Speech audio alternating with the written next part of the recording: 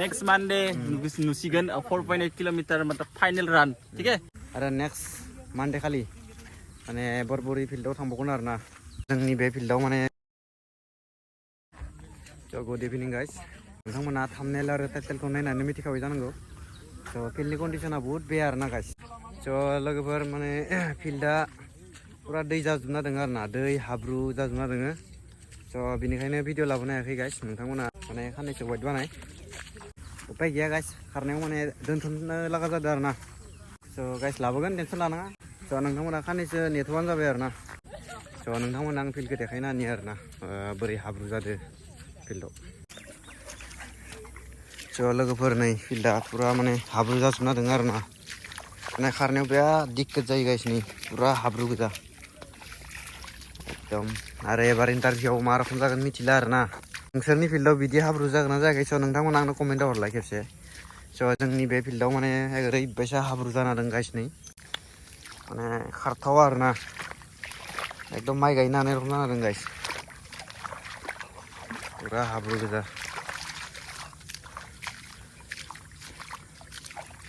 एकदम हाब्रु जाजोबना दङ आरो ना खिन्थिजोबलायला आरो ना नोंथांमोना बुजिखाबाय जानांगौ नुनानै स' गाइस उपाय गैया आरो ना ओरैबायसा हाब्रु जाना दङ स' गाइस नेक्स्ट मानडे खालि आरोबाव थांबावगोन आरो ना स' नोंथांमोना थियार जाना थाबानो जाबाय माने बे सानखालि गाइस माने फुल भिडिअ खिथिगोन आरो ना स' नेक्स्ट मंडे नुसिगोन 4.8 किलोमीटर मतलब फाइनल रान ठीक है बाय स' गाइस माने इ खालि माने नोंसोरनो आं टाइमार लागायना होगोन आरो ना नोंथांमोना माने इ खालि नायनो हागोन सोर बेसेबाङाव हाबो स' नोंथांमोना नायनो थाखाय एक्साइटेड जाना था आरो ना नेक्स्ट मानडे खालि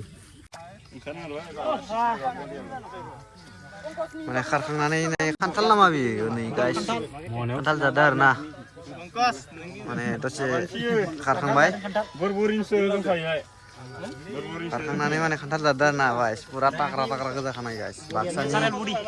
बाक्सानि सेंग्राफोरा बिदिनो गोजा खारो ना खाथारनाक गोजा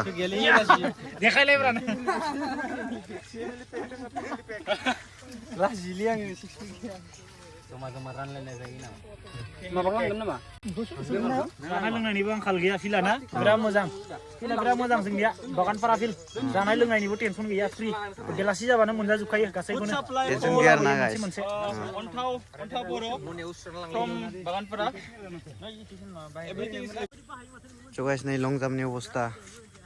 पुरा माने अबस्थायानो गैया आरो ना नै पुरा दै जाजोबना दं लं जाम्पआव उपाय गैया आरो ना गाइस स' साननैसो नेथ'नोसै आरो ना माने अखाया हागाबा कन्टिनिउ भिडिअ लाबोनोसै आरो ना गाइस स' नोंथांमोना सापर्ट खालामलांबाय था बिदिनो माने 1K थाबैनो खालामना होबानो जाबाय आरो ना गाइस स' आरो नेक्स्ट मानडे खालि माने बरबरि फिल्डआव थांबावगोन आरो ना बेखालि गाइस पुरा फुल भिडिअ देखायगोन आरो ना गाइस स' गाइस भिडिअखौ बेखिनियावनो फोजोबबाय आरो ना